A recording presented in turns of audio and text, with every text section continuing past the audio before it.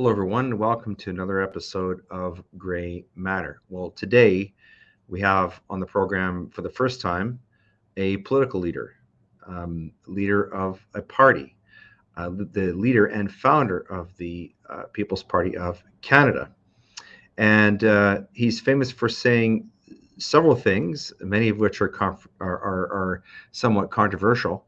But to those of us who lean towards the center or the right side of the political spectrum, he makes eminent sense. So he's quoted as saying things like this. He says, "There is dangerous sloganeering about diversity that threatens to undermine Canada's social cohesion." He says that Prime Minister Trudeau's extreme multiculturalism and cult of diversity will divide us into little tribes that have less and less in common. He says that having people live among us who reject basic Western values such as freedom, equality, tolerance, and openness doesn't make us strong. And he concludes that people who refuse to integrate into our society and want to live apart in their ghetto don't make our society strong. And this man's name is Maxime Bernier. So we're very pleased to have him on the show. We're going to get into some of his ideas, and he has many of them about things that are affecting Canadians. But before we go there, as we always do, we have a few quotations that have been selected somewhat in his honor. The first one is from an economist who I understand is someone that Max is fond of or fond of reading. His name is F.A. Hayek, who is quoted as saying, "Emergencies have always been the pretext on which the safeguards of individual liberty have been eroded." And I think everyone understands the context of that one. Mr. Hayek also said, "I do not think it is an exaggeration to say history is largely a history of inflation. Usually inflation is engineered by governments for the gain of governments." And again, that's pointed squarely at our Liberal government. And finally, from Samuel Adams, former really one of the pillars of the American constitutional period, who famously said, "It does not take a majority to prevail, but rather an irate, tireless minority keen on setting brush fires of freedom in the minds of men." So, Max Bernier, let's talk about him a little bit. I borrowed a little bit from his own page to find out that, of course, he's a Canadian politician. He's the founder of his party, as we said, and formerly a member of the Conservative Party and a cabinet minister, high-ranking cabinet minister. He left the Conservative caucus in 2018 to form his own party, and he was the member of Parliament for Beauce from 2006 to 2019 and served as cabinet minister in the Harper government. Prior to entering politics, he worked in law. We won't hold that against him here. Finance and banking. First elected to the House of Commons as a Conservative in 2006, in the same riding as his father, Gilles, who represented that same riding from 1984 to 1997. He held a number of important portfolios in Stephen Harper's cabinet, including Industry Minister, Foreign Affairs Minister, and Minister of State for Small Business and Tourism, following the 2015 election, in which Mr. Trudeau sadly was successful. While the Conservatives were no longer in power, he was still re-elected as an MP. However, since then, after going through a leadership process with Andrew Scheer, unfortunately, Max was unsuccessful there under somewhat controversial circumstances. But undaunted, he started his own party. And he's also taken economic libertarian positions on issues such as opposing supply management in the Canadian dairy industry and government subsidies for arenas. He's against mass immigration to Canada, supports repealing the Multiculturalism Act, and rejects a scientific consensus on climate change. And during the COVID-19 pandemic in Canada, which is the period during which I had the pleasure of meeting Max, at least via telephone, he opposed mandatory vaccinations, public health measures, and attended many anti-lockdown protests. And at one point, he was arrested for violating public health orders at a gathering in Manitoba, where I actually first met Max. I don't know if he remembers this, but he was going through the Okanagan in the spring of 2021. At that time, I think he and Derek Sloan were the only politicians in Canada traveling around, and at some personal risk. And I met him there, and was very very impressed with the courage that he showed. And so we're very grateful to have you here on the show. Finally, thanks for being with us today, Max.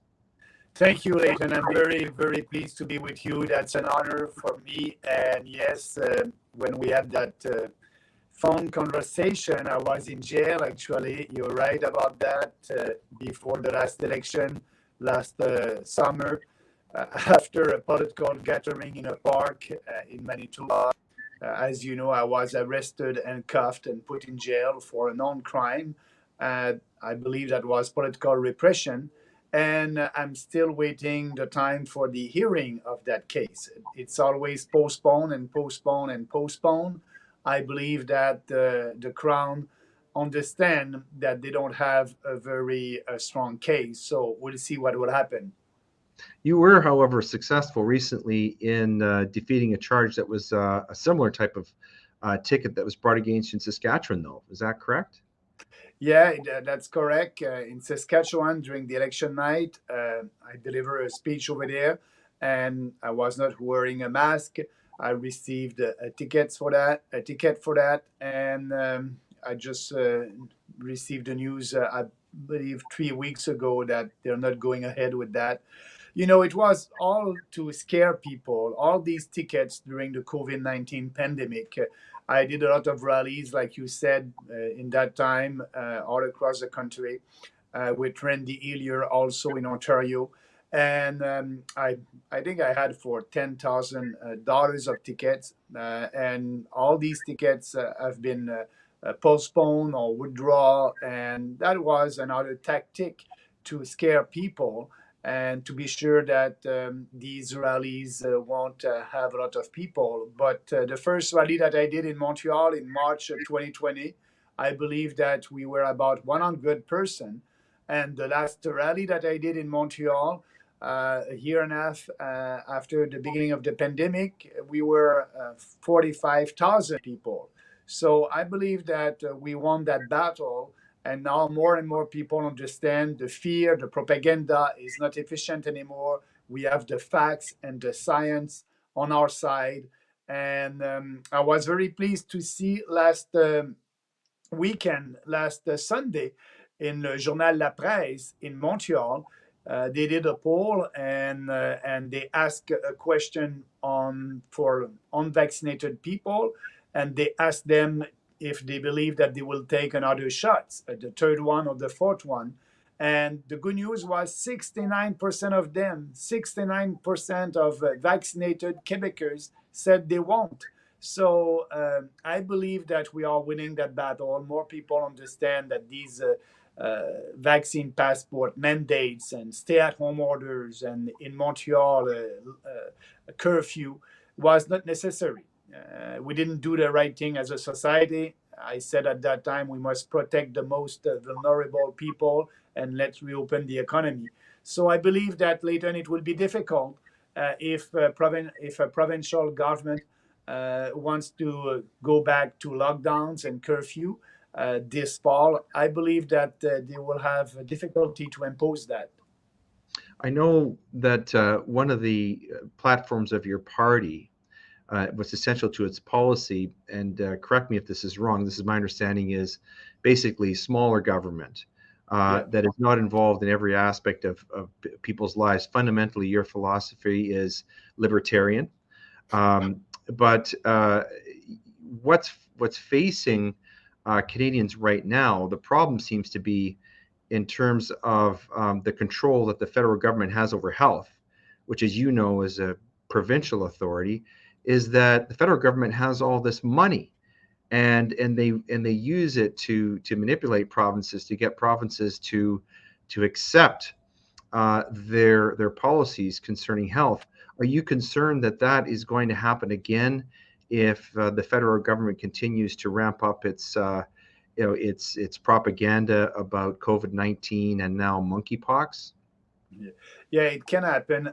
But before answering that, yeah, the PPC, the People's Party, maybe on the economy, we are for free markets and more like a libertarian, but also we believe in classical liberal values, Western civilization values, family values. And, we are, like I like to say, that we are a smart populist party because we try to appeal to the intelligence of Canadians, not to their emotions. And that's very different.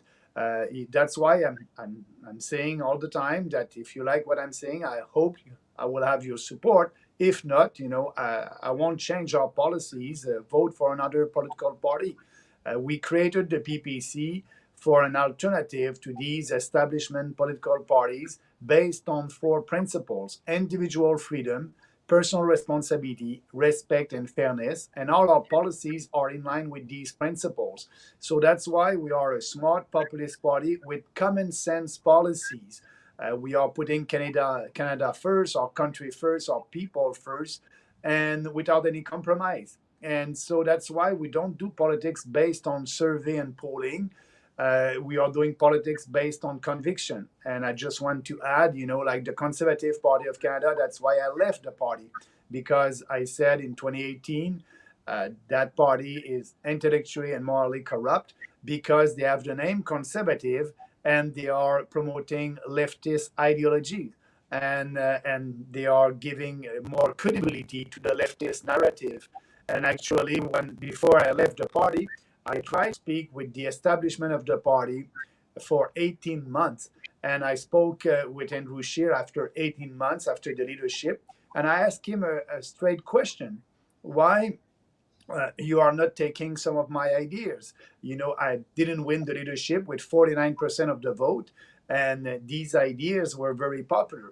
And he was, I must admit, he was very honest.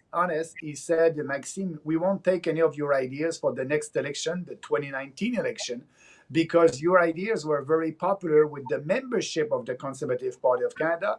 I agree with you on that, but they're not popular with the general population. So our goal is to win an election, and that's why we won't take any of your ideas. So that's the Conservative Party, and you have another proof of that with the COVID-19 hysteria in 2020. They were nowhere to be seen. The Conservative Party were not opposing Justin Trudeau. We didn't have any real opposition in Ottawa. We were the People's Party, the only opposition, because it was not popular to speak against the government at that time, because fear and propaganda was very efficient. And if you did a poll at that time in March 2020, 65 to 75% of the population agreed with these measures at that time. So if you're a political party in the opposition, your goal is to be in government, and your goal is not to unplease these people. You want to have their support. So that's why we didn't have any opposition in Ottawa and in every province at that time. So that's another example that the Conservative Party is morally and intellectually corrupt. So I just want to put all that out there. And if people want to know more about the party and our policies, they can go on our website, peoplespartyofcanada.ca, and read our policies, because they won't change. That's why we're not doing politics by survey. The platform for the election in 2019 was the same one for the last election in 2021 and will be the same one for the next election. So we are doing politics by conviction, and we believe that we have the best vision for this country, the best ideas for this country. And the more you speak about it, the more support you will have. And actually, I believe I was right, because when we started the party in 2018 at 0%, first election 2019 for us 1.6, and our second election in 2021 5%.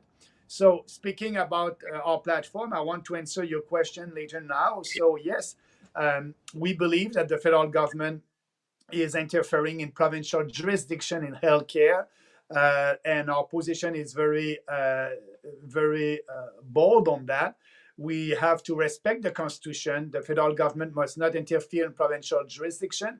And instead of taxing Canadians and using that money to give that to provinces for healthcare and under some conditions, we must stop that. The federal government is transferring about $40 billion to provinces for healthcare. We want provinces to be responsible and being able to raise their own money for their own responsibility. So what they must do, what we must do, we must give them the GST. The GST must be under the control of the provincial governments, and like that, they will have the money. They will be able to raise the money for their own responsibilities. And by doing that, actually, the federal government raised about $42 billion for the GST. So give that to provinces, and they will have the autonomy to do what they want to do. And if you do that, Canadians will know who to blame for waiting times for surgeries here in Canada. They don't know who to blame right now. Is it the federal government because the federal government is not giving enough money to provinces? Or is it the provincial government because they're not efficient at managing healthcare? Now they will know who to blame. It will be the provincial government, and provincial governments will have to ask a question. They want to put more and more money on healthcare, a system that is not working, or look at another system like in Europe when you have private delivery of services and public delivery of services, but under an unique umbrella, and everybody has a universal coverage. So, and but they can choose if they go to a private clinic or a public hospital. So we must have a mixed system like that under a universal coverage. We are the only party that is speaking about that, and I believe that's the real solution for the challenges of the healthcare system here in our country. Well, it seems that Mr. Scheer history has judged him harshly because the Liberal Light platform that they went forward with in 2019 obviously was not successful. And here you have the fastest growing party in Canada. So obviously your message resonates with a great many Canadians. One question I have for you, Max, and you've probably been asked this a lot, but I haven't heard your answer. Right now, many quote unquote conservatives are excited about, what's happening with their own leadership race. And many people have actually speculated that, given what Mr. Poilievre has said publicly, that perhaps you might consider gravitating back towards that party. You've probably heard this yourself. But and I don't want to overstate this, but I mean, what you said about that party a few minutes ago, has that really changed under the current leadership situation? Or is what we're hearing from that party and from people, from the candidates who are trying to win, really just more rhetoric and not really conservative politics and conservative values? But my answer is very simple. It's look at you are in a leadership contest for a conservative party. If you want to win that leadership, you have to speak like a conservative, like I did in 2017. And Mhm. O'Toole understood that. He said during his campaign after that he is the only true blue, and he was able to win.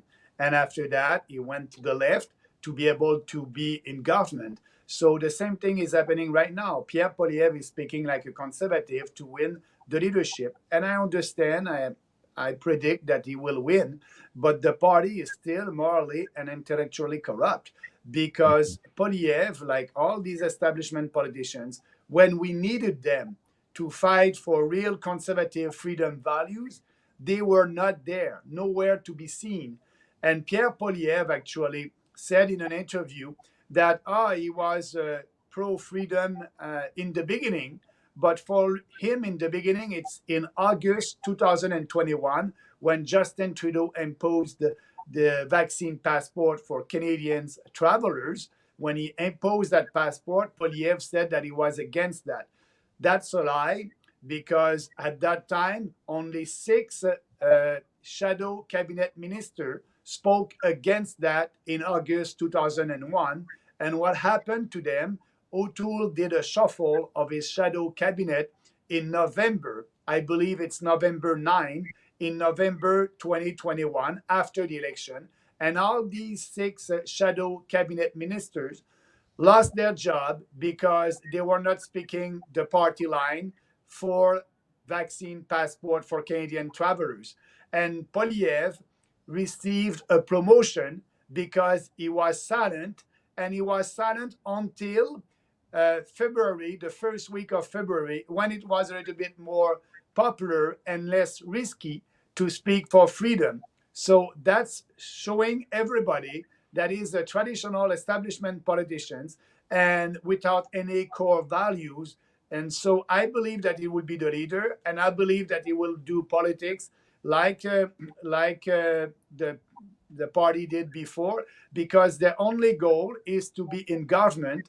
And so to be in government, they will have to have more seats in Ontario, in the big GTA. And to do that, because we are in a socialist era in Canada, socialism and wokeism everywhere, it will go to the left like O'Toole did. Maybe it will take a little bit more time, but it will do it. So we cannot trust the Conservative Party to fight for real Western civilization values. And that's why, answering your question, uh, this party is there for the long run. And I believe at the next election, we'll be able to have some candidates elected. And no, there's no deal to go back and to merge. We won't do the mistake that the Reform Party did, or the Canadian Alliance, when they merged with the Progressive Conservative.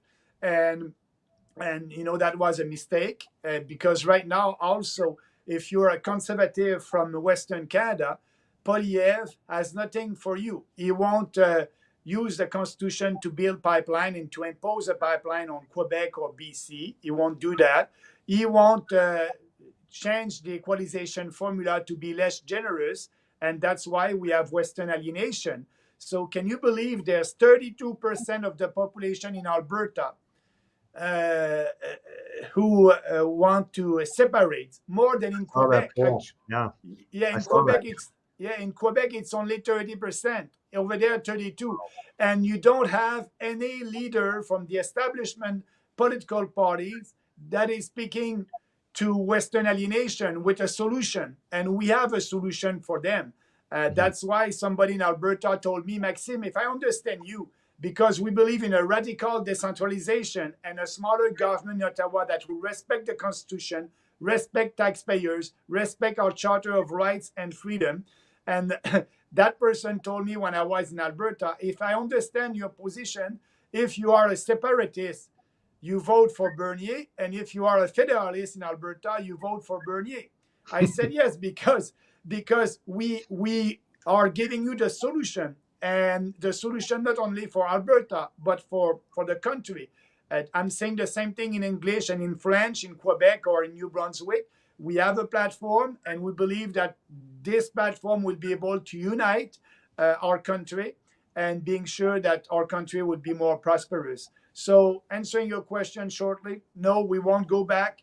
That was I believe, the best political decision that I took when we decided to create the PPC in 2018, and I'm very happy with that. And we are building. Actually, I will be back on the road next this Thursday for 2 weeks in BC, Alberta, Manitoba. Build the party, being ready for the next election, because, as you know, we don't know when that election can happen. Mhm. Spoken like the Albertan from Quebec, which is one of your one of your nicknames. So I know you are, to your credit, I mean, I don't know anybody who was earlier to the party in terms of expressing public concern about COVID-19 pandemic measures and lockdowns, and you've been extremely consistent with that. In fact, you put your own liberty on the line in ways that really very few other politicians have. One question I have for you, though, is obviously the COVID-19 pandemic has had the impact of eroding individual rights and freedoms in Canada. I know this is something you are very concerned about. I've heard you speak about it at length. Um, I was reading something recently that actually I was not aware of because I wasn't around, but you probably are because your father was a politician in that era.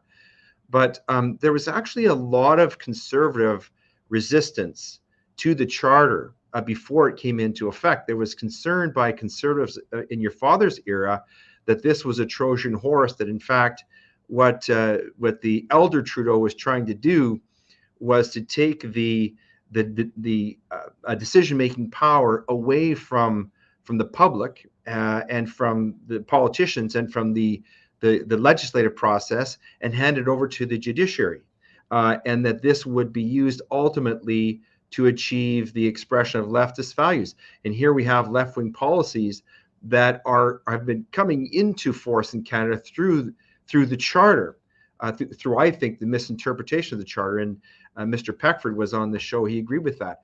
Achieving leftist political change through electoral politics was time-consuming and could always be reversed, but political change imposed by lawyers in robes, so to speak, could happen quickly and was not reversed. So here we have, through the courts, we have legal restrictions on abortion, contributing in a big way towards legalization of same-sex marriage, expulsion of prayer and Bible reading from many public schools, instituted many other policies that the political left was unable to achieve until the charter came into effect. And my question for you, being a lawyer and obviously a longtime politician, are you concerned, number one, I know you're concerned about the erosion of rights and freedoms, but here's my question. Is the charter the answer? Given that history, is the charter still the answer? Or is it really the only thing that politicians and lawyers like us have left to sort of argue with in the face of this extreme government encroachment?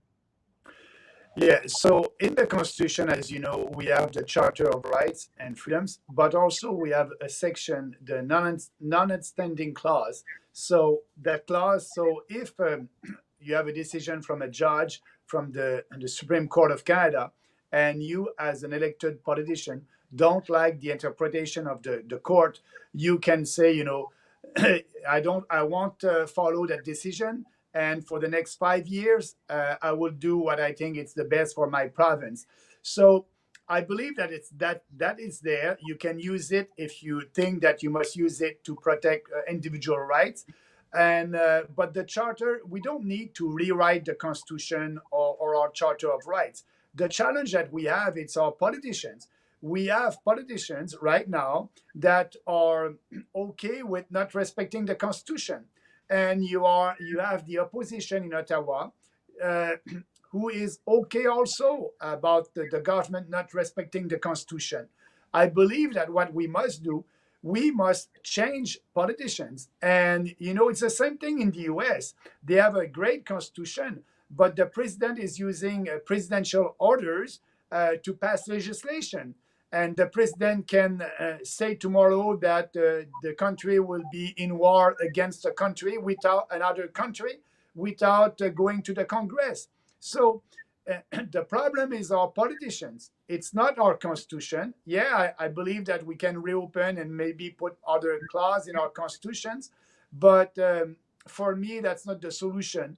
The solution is to fight. And also, I understand a little bit. I don't agree with that, but you're right by saying that judges across the country during COVID-19, during the pandemic, um, they were saying no to our proposal, saying that all these measures don't respect the Constitution and our rights. And I tried to put myself in their shoes at that time. You're a judge. You have all the politicians, elected politicians in the country who agreed with that. And you have the population, 65, 75% of the population who agreed also with these draconian measures. And you're there and you have to take a decision in line with the Charter of Rights. And I believe that they didn't do that because they didn't want the first one to say no. But I Mm-hmm. believe we are appealing all these decisions. And right now, if I and I have a cause with Brian Petford also for Mm-hmm. my constitutional rights to be able to travel freely Mm-hmm. across the country. The hearing will be October 31st. But I understand that because the pandemic is over, these measures are not in force anymore. And like I told you in the beginning, now 69% of Quebecers, vaccinated Quebecers, are saying that they won't take the third or fourth shots. So, and you have more opposition against these measures. I believe that a judge will have more courage to go with a decision in line with our constitutional rights. And so we'll see. And if not, we'll have to appeal up to the Supreme Court of Canada. And we need a legal decision, because we want to have a legal decision showing that we were right and that was illegal and unconstitutional, because we don't want the federal government or provincial government to go back with draconian measures this winter or this fall. So, speaking about the Constitution, I think we have a good document, but the problem that we have politicians that are not following the Constitution, knowing that when they're doing that, they have the approval of a big majority of Canadians. That was the case during COVID-19. So we Mhm. need to educate people, we need to be out there, and we need to change politicians. Max, you make a great point about this sort of government by fiat that we see. For example, in Canada now, for some reason that only they understand, the Liberals and NDP coalition has once again shut down Parliament. We're going to have a remote a Zoom Parliament again, and this leads to abuses of power. For example, the persecution of Tamara Leach, and only yesterday there was the incident in the United States where the FBI raided the home of Donald Trump under executive order. This is not democratic. Yeah. And I'd like to get your take on this. When I spoke with Brian Peckford was here, one of the things he expressed concern about is we're not being governed in Canada through parliamentary democracy, which is our tradition. That is being eroded too in favor of this. How did Mr. Trudeau put it? Being able to turn on a dime, and so we're being governed by fiat. And so now during the summer break, while Parliament is closed, we're getting all these executive orders about fertilizer, about luxury taxes on cars, and so on and so on and so on. How do we reverse this trend? How do we get ourselves back on the track of being, as you put it, a liberal democracy that's run by elected politicians and not by executive fiat? Yeah, you're right about saying, in Canada, the Prime Minister and the Prime Minister office uh, has a lot of power. And because, if you're a minister and you don't listen to the Prime Minister, you won't be able to be a minister anymore. You will lost your job. And so the Prime Minister office is very powerful in our system. And also the party system, the party line has a role to play also. If you're a member of parliament and you don't throw the party line, you won't be able to have a promotion. You won't be able to sit on a committee. So that's why we're saying, we need to have more free vote in parliament. We need to be able, the members of parliament must be able to express their point of view. If it's different than their party, that must be okay. We had that, in 19 until before until 1950, 60, we had that real discussion. And now we don't have that real discussion. We have the party lines for everybody. MPs cannot express their point of view. And add to that the powerful of the PMO office, the Prime Minister office. So it's not the parliamentary or members of parliament are not there to decide. And also the committee. Why? I don't understand why in Parliament, if you're in Parliament, you can ask for having a study on any subject and on a committee, and you'll have witnesses that will come, you'll have debate. But we don't have that. They don't use that. So and you have the press. If you add the press that is not doing their job as be objective, they are, throwing the party line coming from the Liberal Party of Canada and the PMO. So it's very hard to have debate in our society right now because of all that. And it's a challenge for me. I've been canceled. I try to do interview with mainstream media and they won't. We know we have more support than the Green Party of Canada, 5%, and the Green only 2%. And no, our point of view, it's not important for them. Yes, it's a big challenge. And, that's why I believe that it's more we are in an economic crisis right now, but it's more also a cultural war. that we must do in our country to regain our parliamentary system, to be sure that members of parliament will be able to express their point of view, and to be sure that the PMO won't have too much power that they have right now. And it was the same thing under Harper. I was a minister, and if you don't throw the party line, and if the PMO is not happy with you, it's a big risk.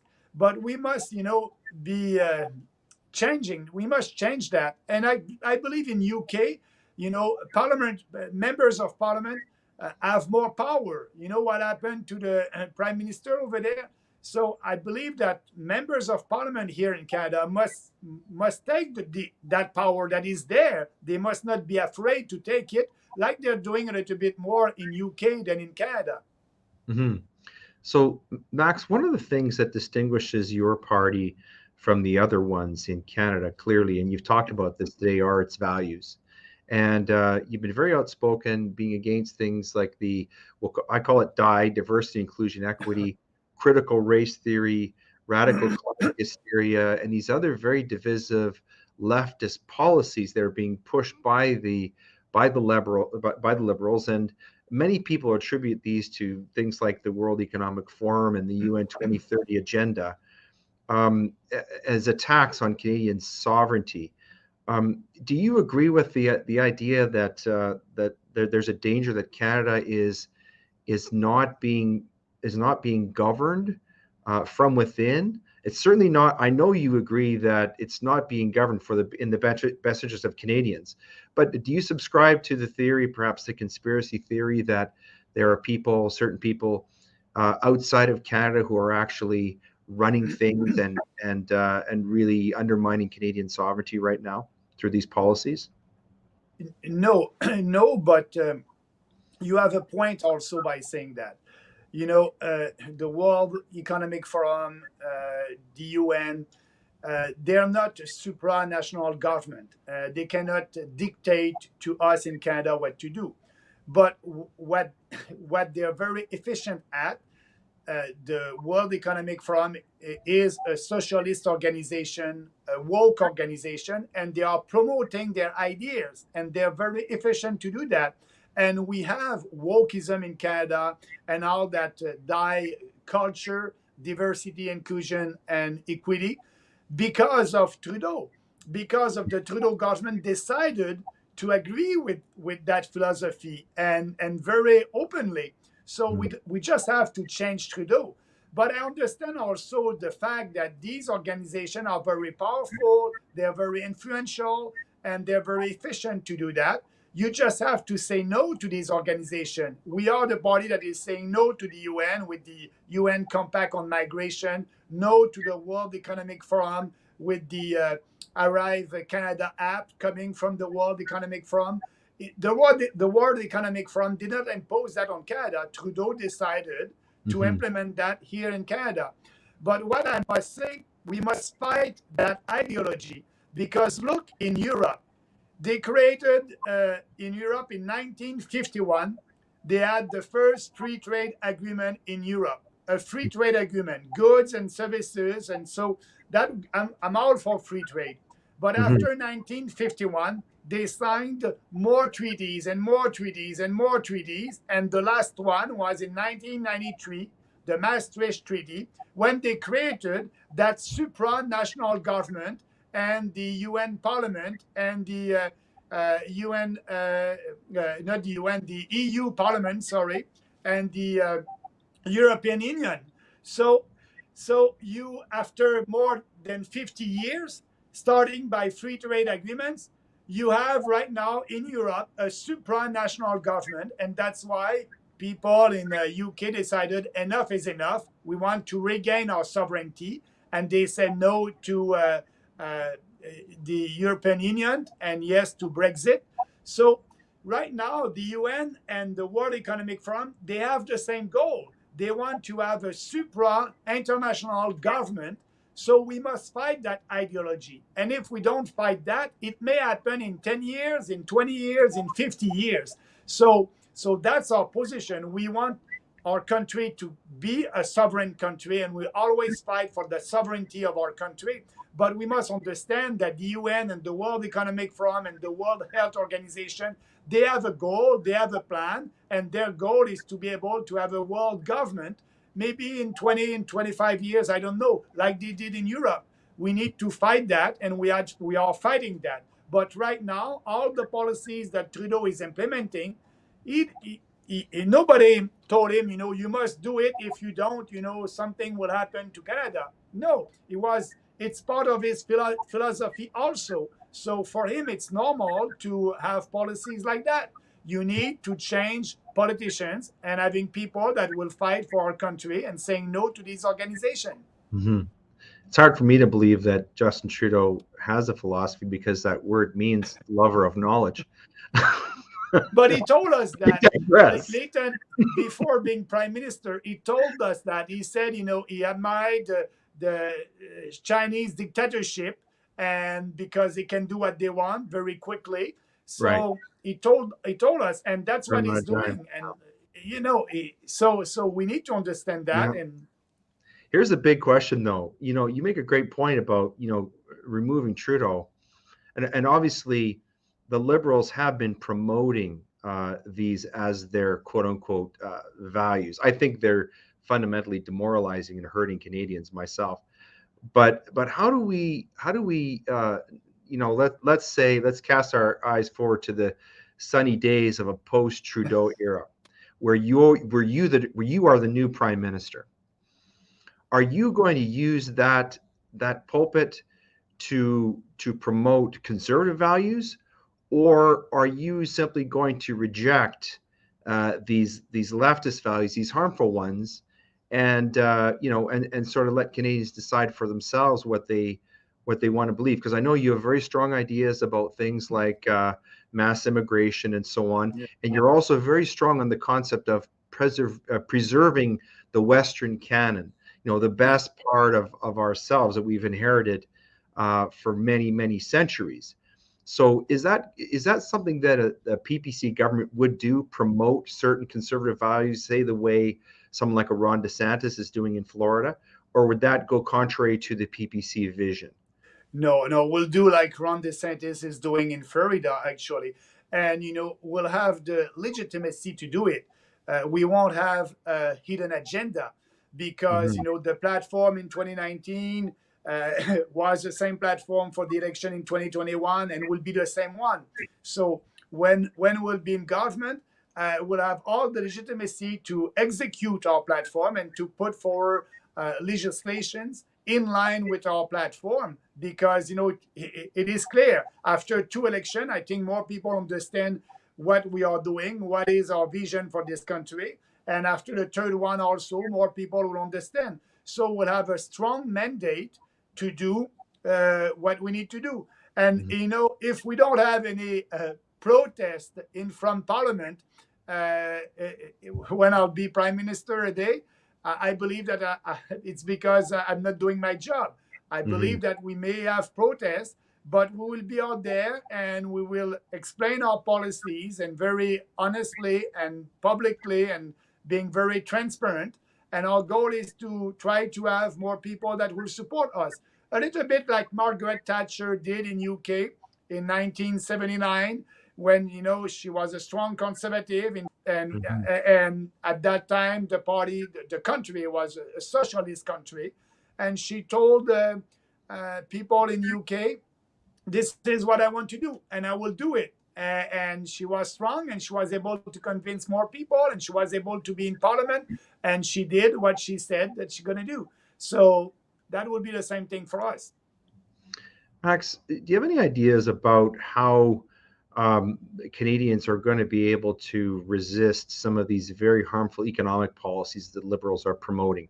We've seen over in Europe, I mean, the danger, the really the revolt of the Dutch farmers, and now the same ideas, really bad ideas, are being implemented here. We've got inflation out of control, taxes on taxes. We've got another carbon tax coming. Um, how are we going to resist all of this really destructive economic policy?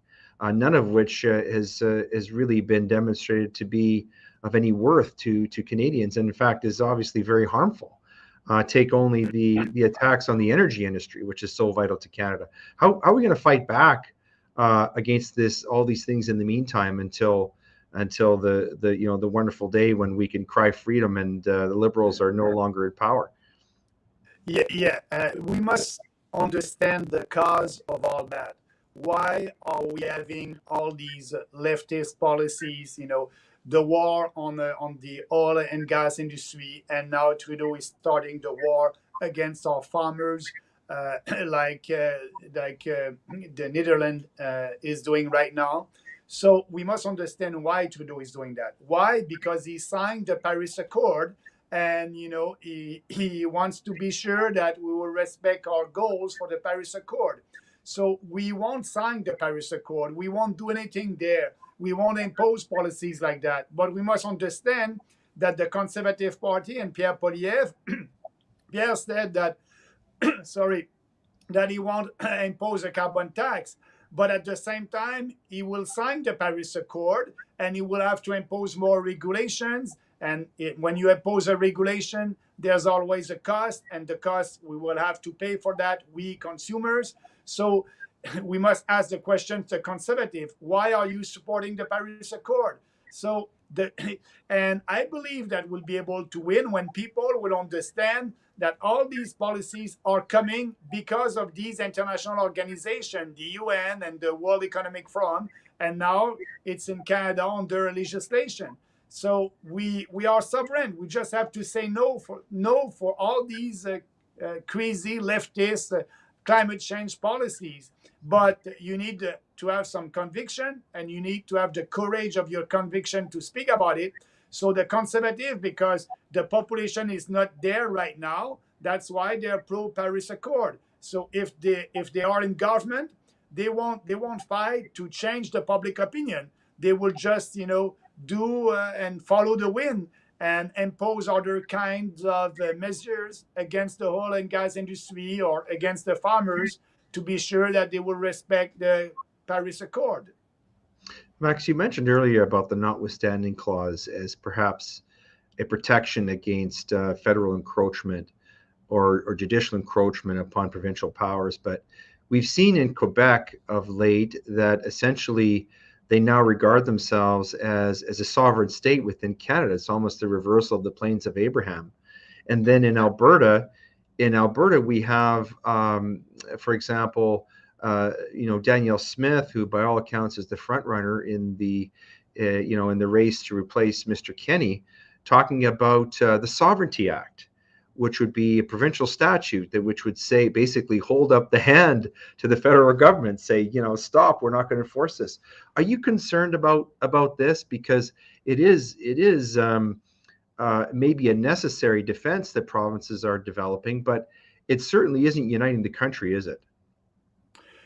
Yeah, I understand why, if you're an Albertan and you want to preserve your autonomy, like in Quebec and other provinces, because the federal government is not respecting the Constitution. And when Danielle Smith is saying that she's ready to table legislation and saying no to federal intrusions, I agree with that. I agree with that because our policy is to respect the Constitution and, like I said, radical decentralization.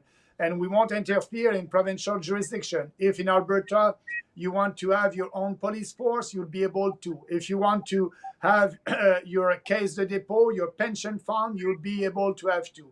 If you want to have control your own income tax, you'll be able to have that. If you want to select your immigration, you'll be able to do that. We will respect the Constitution, and by doing that, that will solve that challenges that we have with the unity in our country. Alberta would be happy, but all the other provinces will be able to have more autonomy also. So we're not giving something to Alberta and nothing to Manitoba. It will be the same thing for every province. And if you respect the Constitution, we'll have a united country and a more prosperous country. But I understand now because national establishment politicians don't want to have that discussion. and they're not looking at the Western alienation. Poliev and Trudeau, they don't speak about it. It's for them. It's like there's no problem there, so they don't speak about it. But what she's saying, hey, wake up! We're tired of all that. We want to be able to control our own destiny in Alberta. Wake up, and that I will table that bill, and she will table that bill to be sure to have a discussion with Ottawa. And I understand that point, but I'm telling her, with us, you won't have to table that bill because you will have all the power that you have under the Constitution, and you'll be very happy with it. Max, you are somebody who is obviously has your finger squarely on the pulse of the Canadian voters and the Canadian populace. There's an old saying that the left goes too far. Do you think that we've reached that point, and that are you seeing signs that maybe the tide is starting to turn? You've talked about how some of these leftist policies, ideas have taken hold in our culture.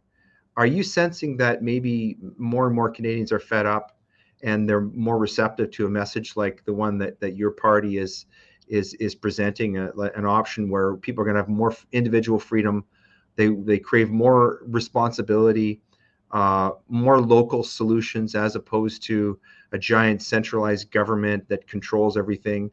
Are you seeing signs that maybe this is starting to, that there's been a thaw and that there is a change? I'm curious to know what your sense is about this. Yes, I think so. I think so. Just look at our electoral score. You know, we we had 840,000 people that voted for us, and in the first election in 2019, when I was speaking about immigration, for example, you know, people were saying Bernier is a racist and blah blah blah. But you know that's not the case, and we just want to have a fewer immigrants and a sustainable immigration system, like you just said in the beginning. But now I spoke about it at the last election, and you know more people are agreed to, more people are ready to have a discussion about it. So Mm-hmm. that's why I believe that the future will be brighter. I believe that we will win these battles, but it won't be tomorrow. Maybe you need to be always out there, and that's what we are doing. So I believe that we won the battle on the draconian measures and lockdowns, and I don't think it will come back. Maybe I'm too optimistic, but I don't think it will because more population now, the majority of the population understand that lockdowns or not, that didn't change anything. So we must do the same thing with other subjects and policies. But I'm there. That's why I'm traveling across the country, meeting our people, doing some speeches, some rallies. And I believe that, yes, the left went too far and that will come back. But I don't know when. The earlier will be the best. But we are there to be sure that it will happen. Well, that's a nice way, a sort of a hopeful way to end off. Max, you've been very generous with your time. We know that your time is precious. We're very grateful that you spent some time with us, and so we could learn more about you and your party and the great work that you're doing. Really looking forward to see if I can get out and listen to you speak publicly. The last part of our program that we have is called the reading list. And Okay. so I'm going to let you end off. I know you probably have some really great book ideas, but I know that you're a fan of Professor Hayek. You and I share that. I've read a number of his books. And so the recommendation that I'm going to make today is a book that you've probably read called The Constitution of Liberty, the definitive edition. And so this is a book that was written some time ago, but is incredibly relevant to what's going on today. In fact, it's almost a recipe to fix what's going on here. So the book description is from the $700 billion bailout of the banking industry to President Obama's $787 billion stimulus package. Those numbers seem small by today's standards. To the highly controversial passage of federal health care reform, conservatives and concerned citizens alike have grown increasingly fearful of big government.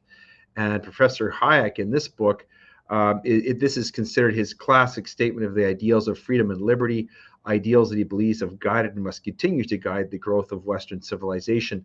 And so here Hayek defends the principles of a free society, casting a skeptical eye on the growth of the welfare state and examining the challenges to freedom posed by an ever-expanding government. And boy, do we ever have that in Canada right now, as well as its corrosive effect on the creation, preservation, and utilization of knowledge.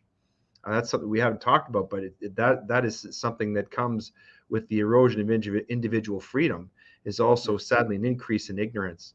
And Hayek talks about this. And so, in opposition to those who call for the state to play a greater role in society, Hayek puts forward a nuanced argument for prudence.